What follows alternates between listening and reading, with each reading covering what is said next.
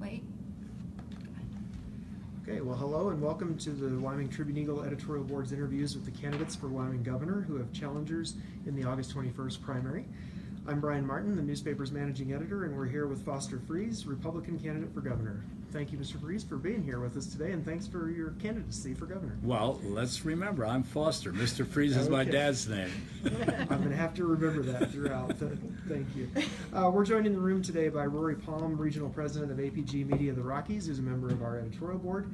Rachel Martinez is a community representative on the editorial board, and so is Bob Fecht, a community representative.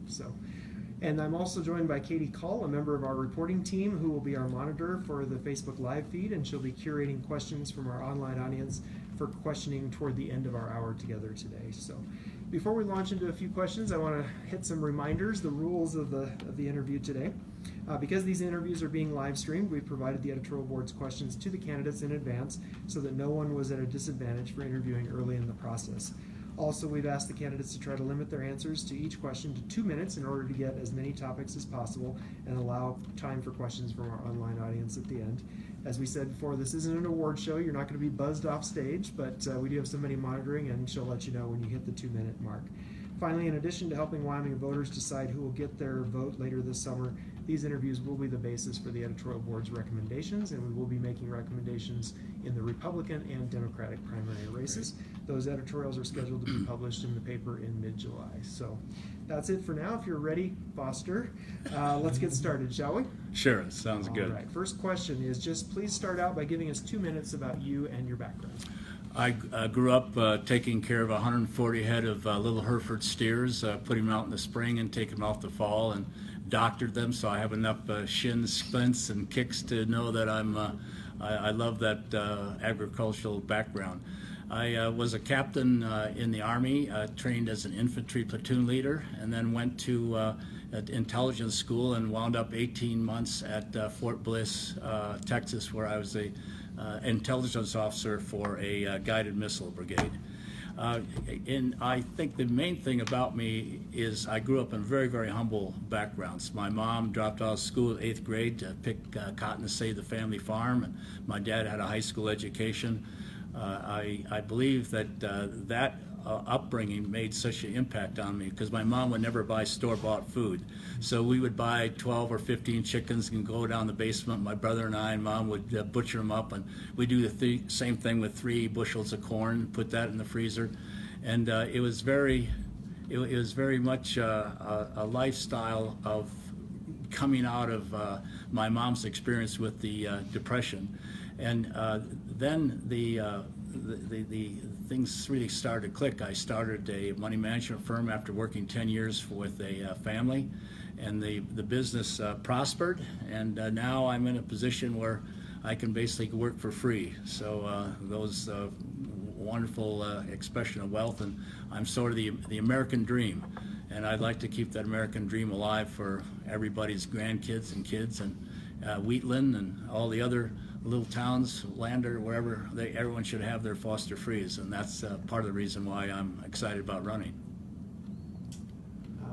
So specifically, why do you want the governor's job? Well, I have 15 grandkids. A lot of them live in Jackson. I love Wyoming, and I have the feeling that I've been kind of designed for this job. The experiences I've had in running $15 billion required me to take a lot of diverse information and gel it very fast. Someone would say, why don't you invest in United Widget? And so within 24 to 48 hours, I could call the chief executive officer, I could call the chief financial officer, then a competitor, supplier, and competitor. And within a short time, less than 2 days, we could put $5 to $10 million to work.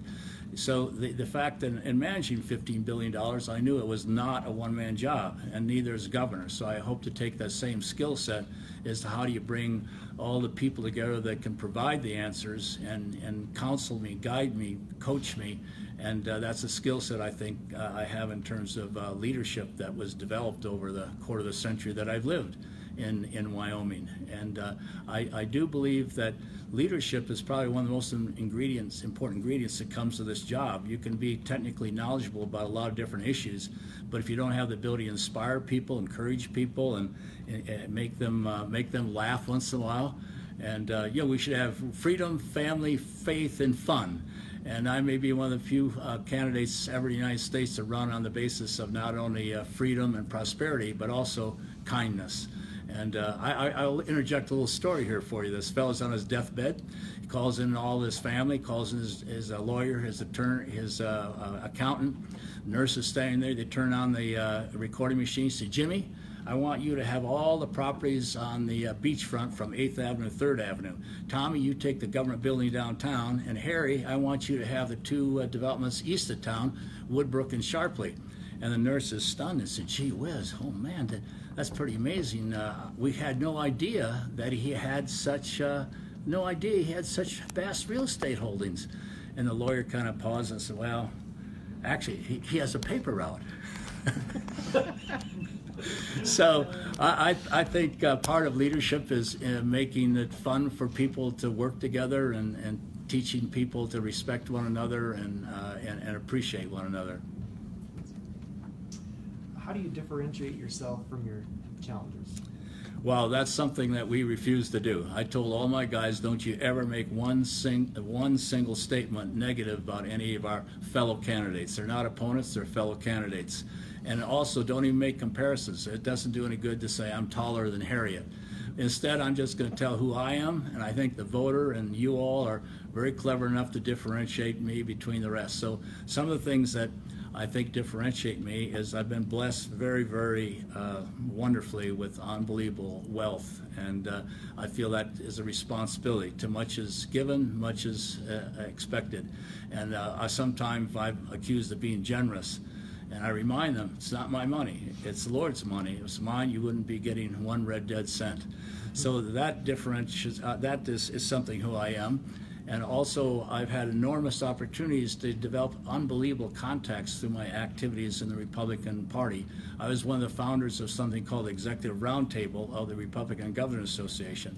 And that was 19 of us started in Park City. And this is an opportunity that I now meet 4 times a year with a dozen governors. So I've learned all kinds of new ideas on how we can cure welfare reforms. When Nikki Haley, when she was governor of South Carolina, took her hunting, Susanna Martinez took her hunting Boone Pickens Ranch.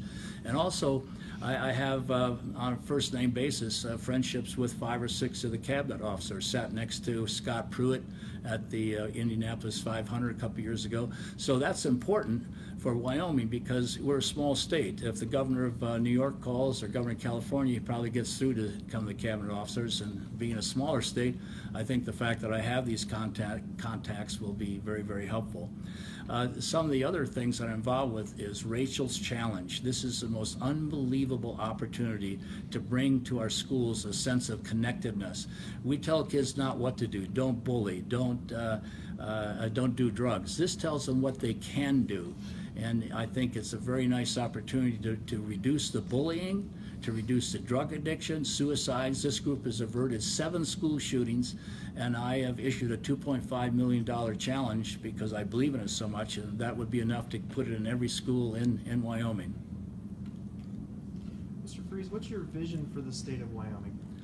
We have a huge opportunity to continue the vision of kindness that we can spread to the rest of the nation, but also the vision is to maintain the lifestyle, the wide open spaces, to be able to have an opportunity to grow a business so that our children can stay here and create the kinds of opportunities that makes them want to stay here. And part of that is the beauty, the open spaces, the hunting, the fishing. And in terms of diversification, I've made a statement that we have to make sure we pay attention to our legacy industries. We have to do everything we can to help oil and gas, to help agriculture, to help anything, the manufacturers that are starting to grow, tourism. And we can, I like the analogy, we have 80 mother cows, and then suddenly we decide we better diversify, so we buy a dozen chickens.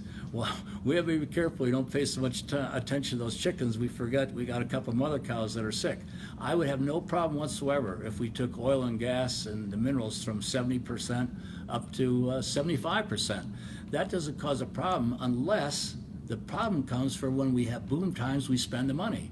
So it's a pretty easy task to figure out when is the low period and take that low period and budget that money for that time. And when the boom times come, let's pack it away into the rainy day fund.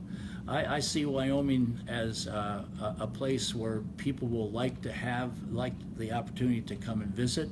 And the nice thing, when they visit, they spend their money here and they go back to Denver or New Jersey or wherever. So I see Wyoming as continuing and building and extending the power of its great tourism, not just with the Grand Teton and Jackson, but to go on even farther to try to come up with more tourism in other parts of the state.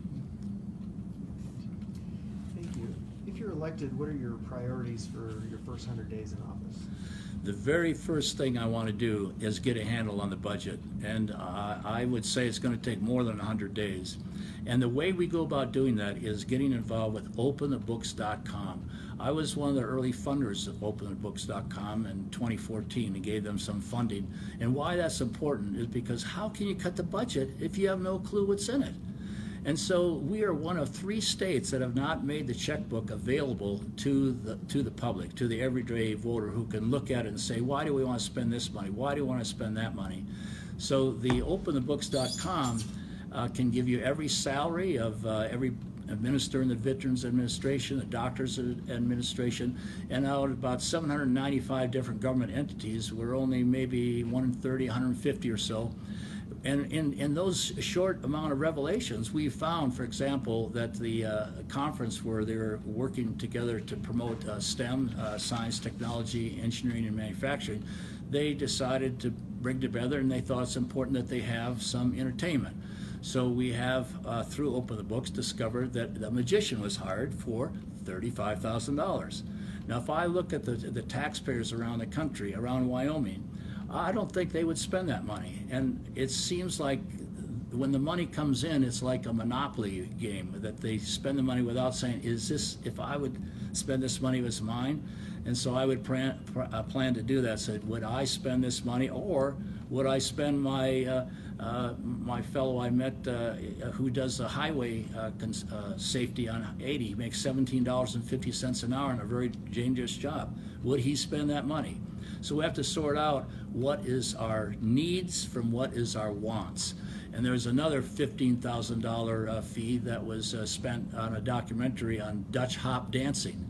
And there was a $60,000 non-bid contract to increase awareness for certain kinds of disadvantaged students. $717 million of non-bid contracts.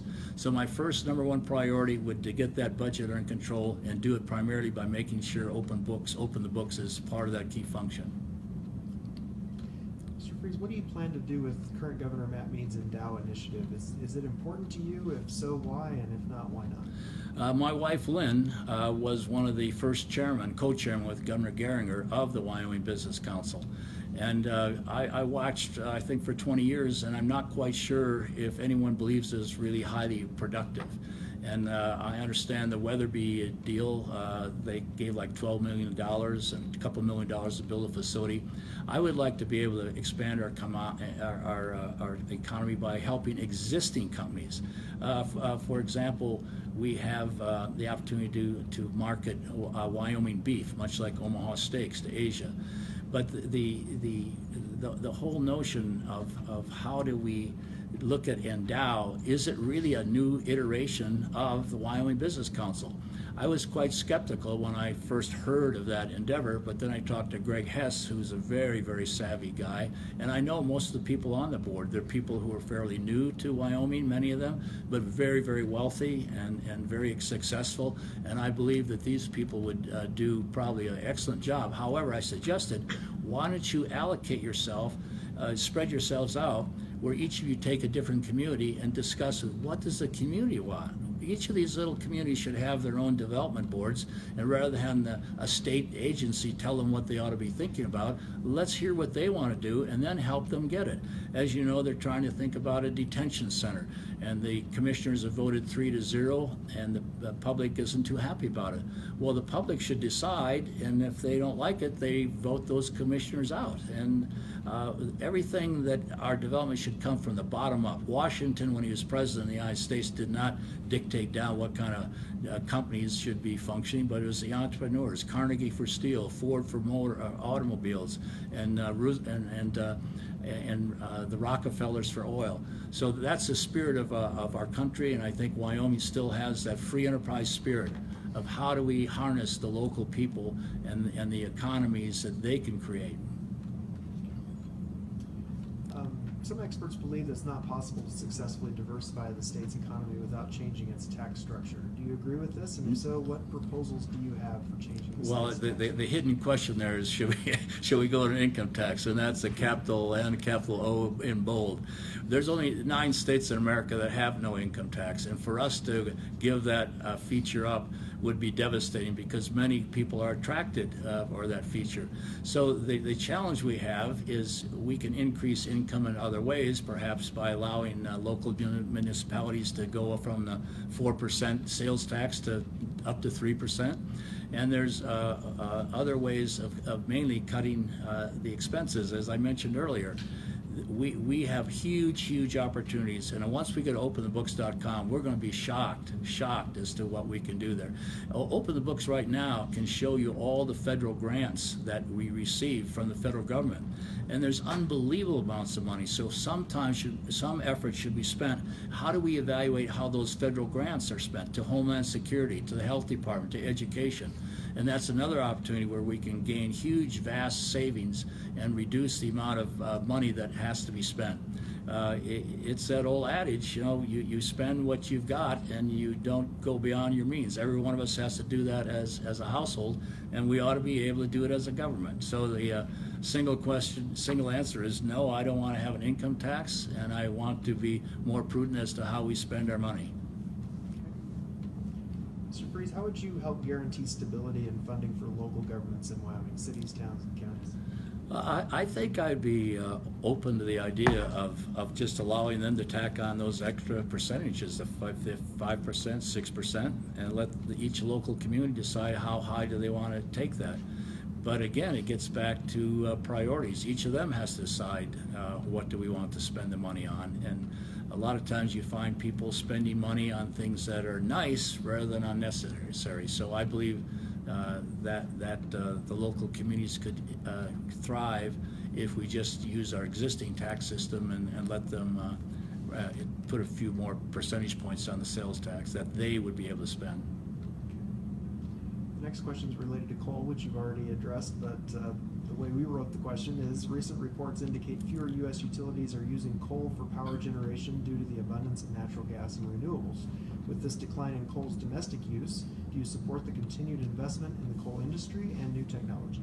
Well, absolutely. I'm excited about what the Integrated Test Center might come up with, but I see that as very long range. What's impressive about that is X Prize got involved with it, and so a lot of the money will come from a private source rather than just from a government source. But if we look at the opportunities that this creates, Japan, as you know, had this horrific meltdown of their nuclear facility, and now they're gobbling up coal like they can't get enough. The challenge is, how do we get it to them? Our coal is much less polluting, and if you look at the situation in Bellingham, I talked to those people and said, hey, how can you help us out? We need more capacity to get our coal to Japan. And the Lumi Indian Nation put a stop to the Cherry Point project that not only would have increased the capacity of shipping coal, but also is for propane and oil and gas, and they just said no way. Now all of our trains go through Bellingham, and they told me they're not crazy about 150 cars because someone's running late for his kid's soccer game. You have to sit there and wait. But then I had some conversations with a representative from Longview, which is near the Oregon border. So maybe there is an opportunity to get a port someplace that would allow us to increase our coal exporting, which is probably more of an opportunity than hoping that we're going to get more coal-fired plants, because as President Obama said, anybody wants to do that, we're committed to put you out of business. Well, in the process of closing down all those coal plants, many of them didn't need to be closed down because they met the environmental standards. And someone told me just a few days ago that now with a possibility of mixing with natural gas, that they can come up with a pollution issue that's very slight. Where do you stand on regulating and taxing renewable energy production such as wind or solar? Well, Phil Anschutz is a good friend of mine, and he's apparently putting $5 billion into the whole operations on federal land, and it's going to ship the power to California with a $3 billion investment in transmission lines. Now, it doesn't seem fair that he's stealing all of our wind, and the coal companies have to pay a tax, and oil and gas have to pay a price, but solar and wind seem to escape that. I'm not a big fan of the renewables in terms of solar and wind unless they can sustain themselves without subsidies and are playing on a level playing field. So would you increase the tax on wind or advocate for the legislature to do that? At this point, I think I would, but there are a few things that, getting back to the gathering of information, and that is I'm going to be forming little panels of 8 or 9 fellows who can tell me how do we deal with the hospital issues, and then 8 or 9 people who can help on the budget.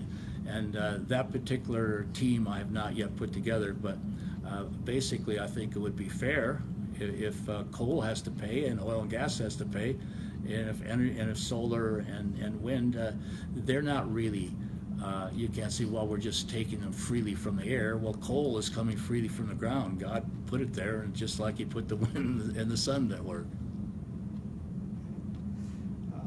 Mr. Freeze, what are your thoughts on climate change, and as governor, what are your plans to address it? Well, I wrote an article for the Washington Times which addressed that issue when President Trump pulled out of the Paris Accord. And it was very remarkable that 90% of the reason people go to the hospital is because of a pollutant called SM2.5. And most people don't know that stands for small matter, the soot that comes from burning leaves or combustion, and just all of the kind of small particles. Our rating per cubic centimeter, or cubic meter, is something like 8.5. Iceland and Greenland are below us, but everybody else is above us. The countries that are criticizing President Trump for pulling out, like France and Germany, had 17 and 18 ratings, and the European standard is 25. So we are well below everybody else. And then the Pakistanis said, we are going to have increase in the pollutants in Pakistan for the next to the year 2030, and with the indication we don't plan to do anything about it. And what happened to the Paris Accord? President Obama took $1 billion of our money and sent it to the Green Climate Fund. And who are the largest polluters? India. What they send? 0. Russia, 0. China, 0. So we took $1 billion without a congressional approval and sent it to those countries. And then there is the Xanadu, a little 1,800 island, they got $26 million. Did they get solar blades? No. Did they get wind blades or solar? No. They got $26 million of, quote, really good data. Well, I got a little grief because I said that got probably passed along to the president's relatives, and they thought I was talking about Obama's relatives. But how do you spend $26 million in a place like that? So on climate change, I believe a lot of that is a political movement that turned to religion to get young people, misguided. We've had climate change forever. I mean, since the days began. And so the trick is, how do we ask the rest of the world to do their share rather than expecting us to clean up the rest of the world using our taxpayer dollars? I don't think that's a good policy. Mr. Freeze, as governor, how would you address the education funding challenges that Wyoming is facing right now? Well, the amount of money we spend is like $16,000 per student, and everybody knows that is higher than all the states around us. And if throwing money at the program is what the secret would be, then Baltimore, Detroit, Chicago would have the best schools in the country, which they don't. Having said that, the allocation of our educational dollars ought to be focused towards the teachers. And you can have a wonderful hospital, but if you don't have a doctor, the hospital doesn't do much for you. Similarly, I think if you have a wonderful school, that's not going to help you much if you don't have a teacher. Fort Washakie, I was talking to some of the people on the reservation there, and they said they have everything they have there for these science, technology, and science, technology, engineering, and math, STEM. and they've got the labs, they've got the computers, everything. However, they don't have a teacher. So the whole challenge is, how do we make sure that the teachers are given the tools they need, what they need, and relieved of some of the bureaucratic burdens that they're struggling with in terms of all the plans they have to make out and so much bureaucracy. And I think we just let teachers teach and pay them well, that would take care of the funding as we find where does the rest of the money go. If you take, I think the average I saw today is like 14 students per teacher, and I believe they're allowed to go up to 16 and maybe even some waivers up to 20. But let's say you got 20 kids per room with $320,000. If the teacher gets 50 or 60, where does that other 270 go? So I believe there's some opportunities to find that once we get openthebooks.com. Right now, openthebooks.com only has 10% of the school districts who have provided the information. How big of a priority would it be for you to improve broadband internet access across the state? And if it's important to you, how would you make it happen as governor? I like very much, in fact, I was quoted by San Francisco and LA newspaper, someplace on the West Coast, when I made a statement at one of these forums, and I said, if the internet will do for these small Wyoming towns what air conditioning did for the South. Suddenly they're livable. I have a friend who has a company of 12 people, and he has 10 of them that work 5 miles from home. Well, if they work 5 miles from home through the internet, they can work 1,000 miles. So we have the opportunity for many young entrepreneurs to start these things. With the Supreme Court decision now where the sales will be taxed, we have to fight very hard, and this is a national issue, but I think we can help Mike Enzi and John Barrasso and Liz Cheney to make sure there's a price, there's a size cutoff. Because what happens now, let's say you're an artist and you're selling paintings to 6, 7, 8 different places. Not only are there 50 different states, well, not all states have sales taxes, but there's each county and each city. So you have to have like maybe 1,000 different computations as to how much do you collect and then send it to that person. So for small businesses, it would be an absolute nightmare. And we have to fight hard to make sure we can keep the size company as high as we possibly can so it doesn't drive these small companies out of business. Amazon, you know, they can handle it just fine because they've got all the people to deal with it. How would you address challenges related to providing health care to all Wyoming residents? Well, there's something I've been involved with for a long, long time. In fact, PatientsUSA.com, I'm chairman of it, and I put it on a back burner to run for governor. But in there, you'll see 2 videos which talk about publishing prices of health care costs as a beginning, an incremental start. If we want to have health care for our people in Wyoming, I've been working very, very hard with Senator Lindsey Graham and Bill Cassidy, who just gave me a response today. I said, where does this stand? To block grant, which is the term that politicians use. I prefer a term my 8th grade educated mom would understand, where the President Trump takes money out of the federal treasury and sends a check to Matt Mead and all the governors, and then let the governors decide how that Medicare and Medicaid money gets spent. The head of the hospital in a town that we discussed this said, you know, if we could get a hold of that money, the amount of federal regulations we could get rid of, we would allow all these clinics and little hospitals to pay their key surgeons a lot more money. We have to look at the possibility of telemedicine. You know, sometimes that's more difficult to get reimbursed for, but telemedicine must be a part of our future. And just getting rid of the regulations, as I mentioned, and then allowing more people to know about these sharing ministries. I had a friend who had a $22,000 premium, $9,000 deductible because he had 4 kids, $31,000 after tax. So I said, why don't you look into these? MediShare is the granddaddy of them all, but it requires a Christian commitment. You can be a moderate drinker.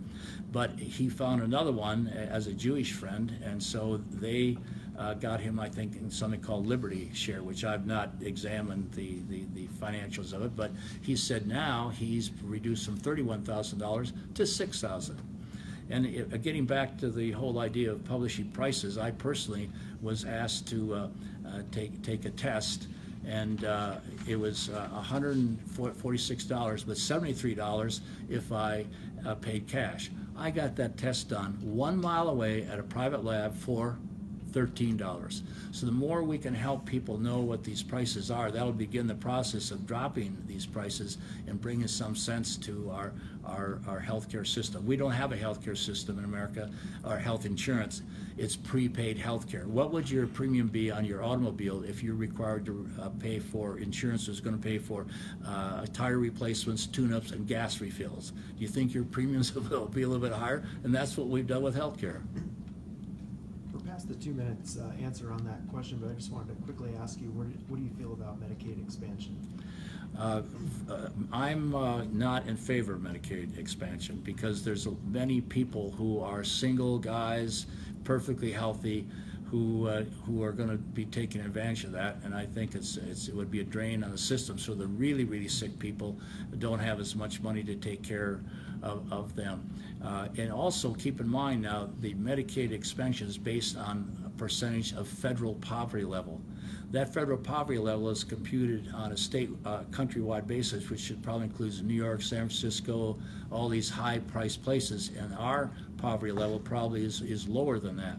And the way I'd rather spend the money, I've been working very hard with a number of the senators to change the terminology of high-risk pools and call it a safety net. I have a friend who has multiple sclerosis, and she was in the hospital and got $450 worth of treatment. I don't know if that's per shot or what, but she got 3 shots and she needs 5. So I think the money ought to be spent instead of on Medicaid expansion by creating a safety net for people who just get nailed. I mean, my friend is desperate. The insurance is gone and they're scurrying around, how do we pay for this? Now, the hospitals do absorb some of these indigent care, and so, but once that happens, the hospitals, particularly in our rural hospitals, will need some help. They're not going to throw the person out and say, sorry, no more shots. But in the process of giving those shots, they're going to run huge deficits on some of these patients. And in order to keep those rural hospitals viable, I believe there should be a safety net, which could be financed by federal dollars and state dollars. So the allocation is to those people who really need it much more than a 32-year-old guy who's decided he doesn't want to work very hard, so he's eligible for Medicaid. Mr. Freeze, if a marijuana legalization bill passed the Wyoming legislature and came to your desk, would you sign it, and why or why not? I would not sign it. I would very much encourage medical marijuana. I believe we have something called Marisol now, which I can get for prescriptions, but I'm very, very much in favor of medical marijuana, but definitely would not support recreational marijuana. Now, some of my acquaintances, I'm suspicious that they're maybe enjoying marijuana, and I chide them. I said, now, wait a minute. If the government takes over this, aren't you concerned that there could be a tax put on it? And someone told me the tax on a pack of cigarettes in Long Island is $10. So keeping the government out of the marijuana business might allow you to have cheaper marijuana 5 years down the road than what you have to pay now. What do you think of the current way liquor sales are handled in Wyoming, and if it needs to change, how would it need to change? I think the more we turn it over to the free enterprise arena, I'm just a huge believer. You know, my whole life has been blessed by the fact we live in a country where every day people vote with their dollar bills, and the free enterprise system has brought more people out of poverty than any other system in the world. And so the more we can keep it in private hands rather than the current system, I would very much in favor of moving it to that kind of environment. Just to follow up on that, some of the pushback would be from the folks who have businesses that spend a lot of money on those liquor licenses. And is that any concern for you, or do you just think we need to throw out the current system? Well, I'm sure it's a little bit like eminent domain, maybe. If you take something away from someone, you can compensate it for it. So I don't think you just necessarily cut them off. I think you have to treat them fairly and just do the right thing. If we all think and back up and say, how do we employ the golden rule in our country? And when you look at what's happened around our country with Sarah Sanders being thrown out of a restaurant and head of Homeland Security being harassed and in their homes and in the restaurants, I think if we can just get our whole country back to the golden rule and treat people the way we want to be treated, we'd be a lot better off, and I think that would apply in this case. How important is providing commercial air service to Wyoming communities? And if it's important, how would you help make it happen? If not, why not? I am somewhat skeptical of that. Again, it gets back to the whole idea, how much do we want to subsidize something that doesn't work? And how do we keep the air service designed to just work between Cheyenne and Evanston, or is it going to morph into something that gives people a chance to get a cheap ticket to Denver? I don't know what the schedules are going to look like, but I want to spend more time thinking about that, because it kind of goes against my basic instincts of an airline ought to be able to function on its own without subsidies, and to kind of feed that and make it go someplace where it doesn't want to go doesn't really sit well with me. And I believe the entrepreneurs, the banks, and if they can find a way of loaning money to some of these airline possibilities, I would prefer go that way. But I have not gotten to the point where I said, I would close this thing down if I had the capacity to do that. But I want to look at that. But the bottom line is I'm skeptical.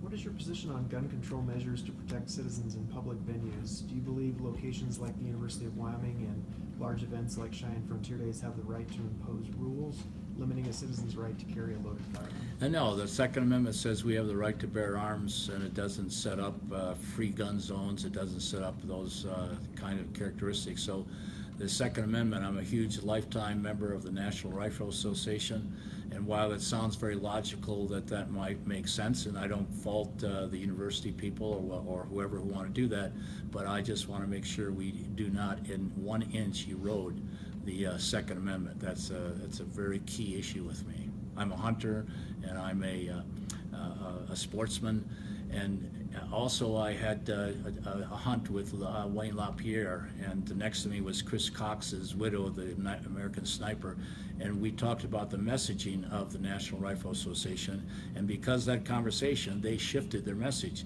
I said, instead of talking about defending the Second Amendment or defending the right to bear arms, which are kind of esoteric things that you'd give a debating club, let's change the messages to, quote, preserving the right to protect your life and the life of your family.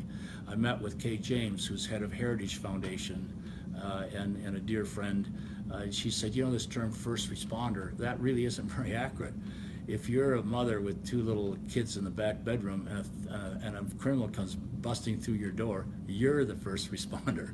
And the second responder is the police who comes up after the tragedy has taken place.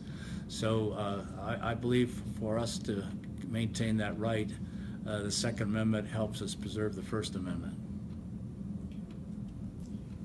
What's your position on the transfer of federal lands to the state and management of those lands? I'm opposed to that, and the reason I'm opposed to it, even though it kind of goes against my 10th Amendment instincts, is that basically there's been some concern about how the state lands are managed. In Sweetwater County, you can't camp overnight, you can't have a campfire.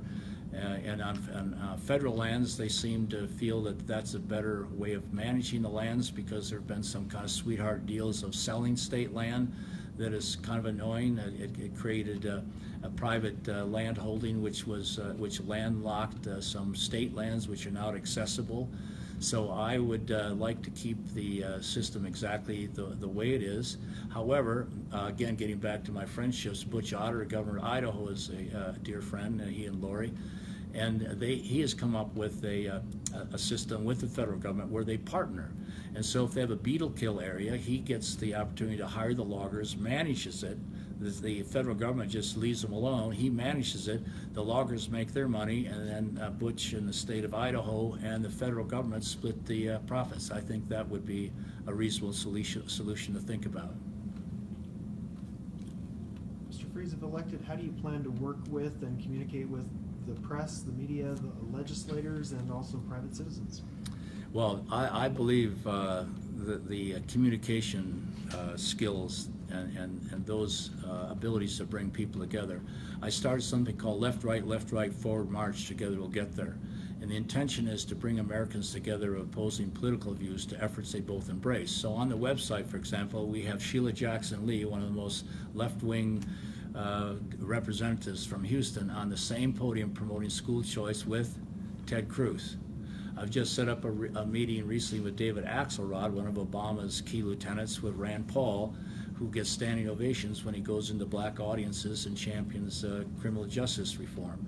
So if you look at the tragedy we have now in our country, where the press just distorts, lie. I mean, everybody teases Donald Trump about calling about fake news. But for example, they're now angry at him. He's demonic for separating kids from their mothers. This is something the Obama administration did. The Obama administration separated kids from mothers, but no one seems to be talking about that. And Donald Trump comes along and signs an executive order which stops it. But yet he's demonized for this horrible thing, and the press gives these goofy, on Time magazine, you have Donald Trump looking down on this little girl who wasn't separated from her mother. But when they were confronted with that, they didn't say, oh, we have a retraction, it was a dishonest representation, but it was a cosmetic that they were willing to lie about in order to make him look bad. So the press relationships, I would contemplate having periodic, I don't know if it's quarterly or monthly or when, but have dinners in different parts of the country, different parts of the state.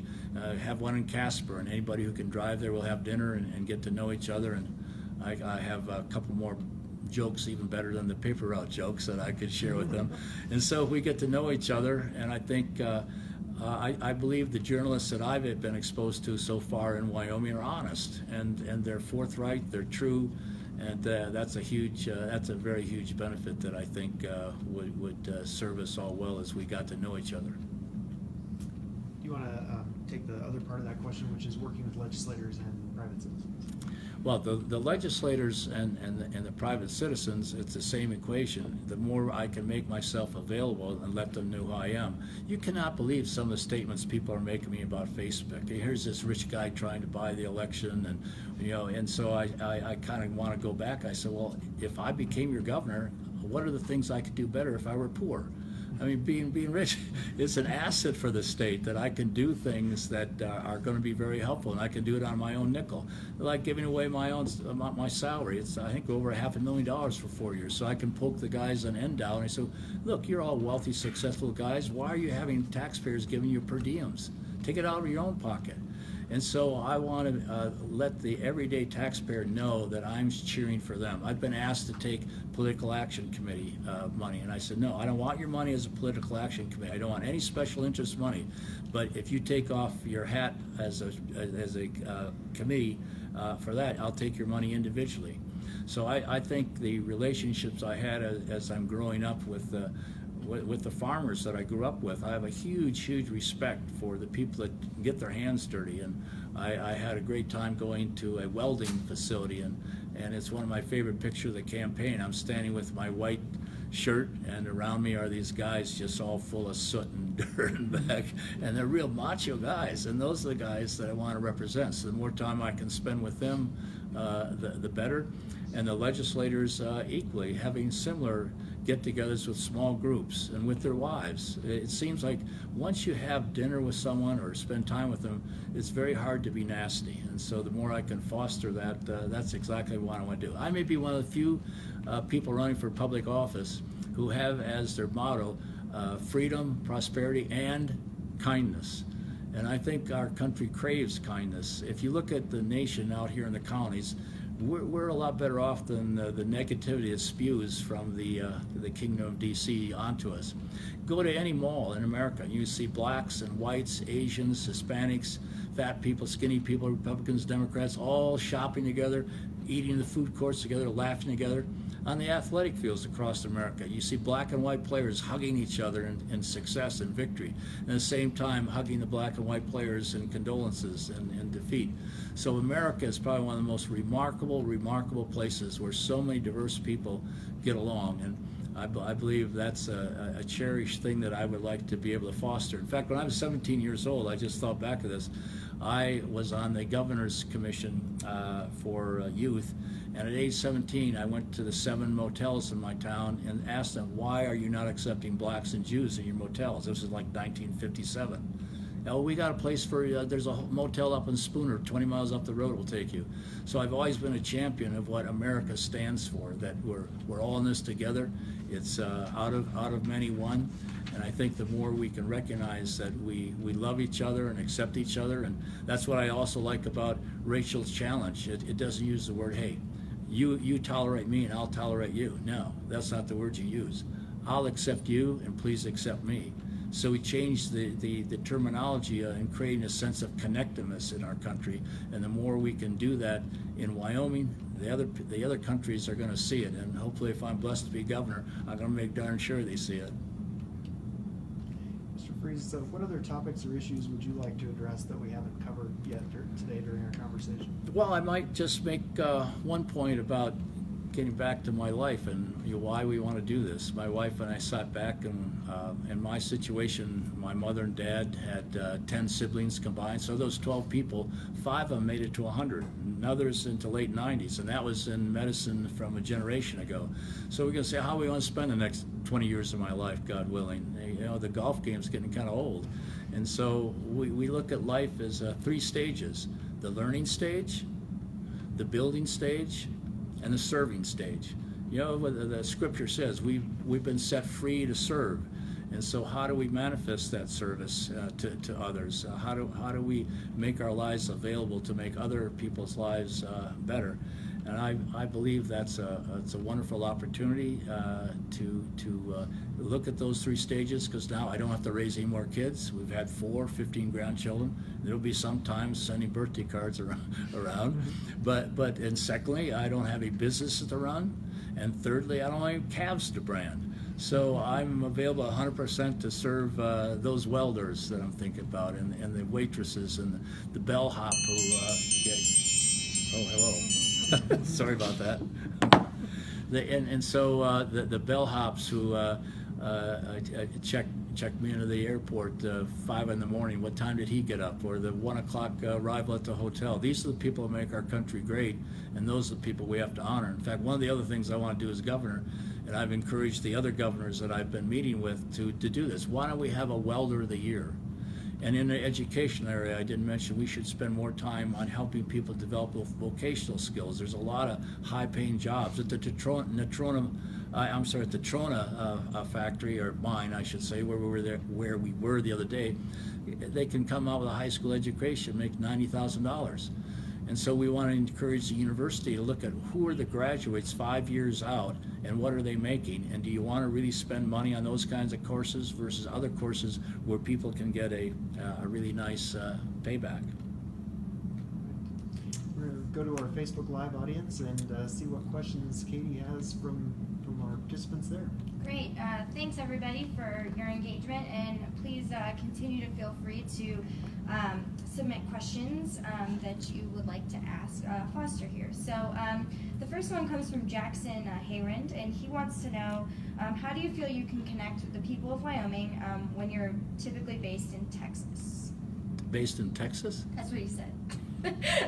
Out of state, I guess. How about Wow. that? Now, I do brag about being half Texan because my mother was born south of Waco in a place called Galinda. And I was there visiting. The town was kind of those Norman Rockwell type buildings with a single gas pump. So I feel that I could do pretty well having lived in Wyoming for a quarter of a century, and I also feel I can do well because I relate to the people in Wyoming, because that's the kind of environment in which I grew up. I grew up with Wyoming type people. When I went into Wheatland and Lander, I could see my classmates sitting across the room. Great. And then Jordan Evans would like to know, how do you see making our communities more livable for future generations? What is the state's role in attracting young people back to a state that is losing many of them? Well, I think that's a responsibility of each individual and each educational entity. If they want people to come back to their community, you have to train them for the kind of jobs that are available. It's kind of a chicken and egg sort of a situation where a lot of times we don't have the workers to fill the jobs, And we also have to create environments where people find it enjoyable to be there. I met a person working in Cheyenne who likes living in Colorado Springs because it's just a different lifestyle she likes.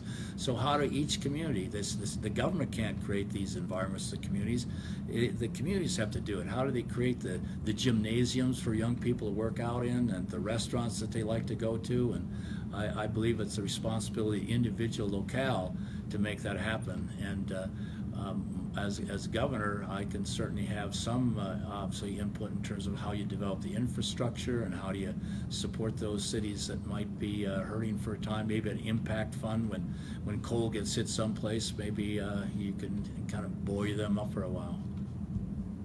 Great. And Jackson Habrand had another question, which is, what is your position on the state's spending on the Capitol renovation project that's just finishing up now? Well, that gets back to what I'm talking about with the budget. I mean, I was told by Mark Gordon that the original proposal was for $93 million, and now it's headed to $300 million, and they're not quite sure that's the cap. And it was a non-bid contract, and it was an out-of-state contractor. So that to me is a little bit more egregious than the $35,000 magician. And so this is kind of what excites me about getting engaged, because as a business guy, we develop priorities, and we said, okay, how do we want to spend somebody else's money? And I knew where every single penny went. I remember when I first started my business, as one step out of my bedroom, and my wife and I agonized, were we going to pay $683 for this new Xerox machine? Because prior to that time, you had that little like a nail polish, that whiteout, and you had to put a little brush on it. And so I was typing my own statements at the time. I had to have like 3 copies, and so I made a rule: if I made 3 mistakes, I would tear them up and start over. But with the Xerox machine, you just type a little button, and up pops the white tape, and you hit it, and it just pulls that mistake off the page. So that's kind of an approach we need to take in terms of being careful how we spend that money. Great. And Robin Lisa, I think that's how you pronounce it. Sorry, Statham. I'm going to make this a 2-part question. Her question is, what is your stance on immigration? But earlier we had a question about, as governor, would you support a proposal to build an immigration detention facility in Evanston? That we came across that question earlier, and that's Evanston's call. As the governor, the only concern I would have is going to cost you money as a taxpayer, and it's going to be a federal facility. And I'm told the commissioners 3-0 have voted for it, but there's a huge resentment for it, and that's how democracy works. The people who resent it get enough people to go, they show up the meeting, and if the commissioners don't hear the preponderance of what the community wants, they get replaced. And that's the way that kind of a question gets answered, not by someone up in Cheyenne to decide how Evanston's community is going to shape. And that applies the same thing in all the development. All the development should be made by letting the local people decide. Some people might not want to have a brewery. If we get this beef packing plant, some people might not want to have that. So let's let Evanston decide what they do with that, and the governor can keep his nose out of it. Great. We didn't have any more on Facebook Live, but I want to ask the editorial board if they have any follow-up questions from anything Mr. Free said. Bob? Yes, sir. You talked about openbooks.com several times, and one of your comments was that the school districts need to participate in that. As governor, I think you can probably do an executive order for all of the direct government funding, but how would you do that with the school districts? All open the books the way the Constitution is written, that all public entities that receive taxpayer dollars are required to publish this information, and all the other states, the other 47 states who have it, have that information. And as I said earlier, we already have, Open the Books has 10, either 10% or 10 of the school districts that have already provided salaries, so you can look on and see what an administrator is receiving, what a teacher is receiving in terms of salary. And so that would not require any executive order. It's just what the law already requires. Any other questions from the board? Just might want to mention another idea of bringing people together. With all the nastiness that's going on in our country, I issued a national coffee challenge on Tucker Carlson's show, and I said if you take someone to coffee with whom you disagree, I'll reimburse you $25 for the cost if you put it on social media. So one fellow wrote back and said, I had a business deal that went really south about 15 years ago. I took up your challenge, we shook hands, and now we're talking together. And so that one whole incident was worth the effort extended. And I went down to talk to Maria Shadell in Missouri, and she and I not only had coffee together, but went to church together. And she was the one who said President Trump should be assassinated. She said, I sought forgiveness, I sent an apology to President Trump. So those are kind of one of the other aspects of kind of making this world a fun place, a kind place where we all treat each other much better. Mr. Freeze, thank you very much for taking the time to be with us today. I want to thank the Facebook Live audience for joining us, and just remind everyone that Wyoming's primary election is Tuesday, August 21st, and that absentee voting starts on Friday, July 6th. And we will have these interviews archived as well as some other information, including your candidate announcement story, on our website at wyomingnews.com. Thanks everybody for participating today. And don't forget to vote August 21st, right. and also start on July 6th. And I would really, really love your vote.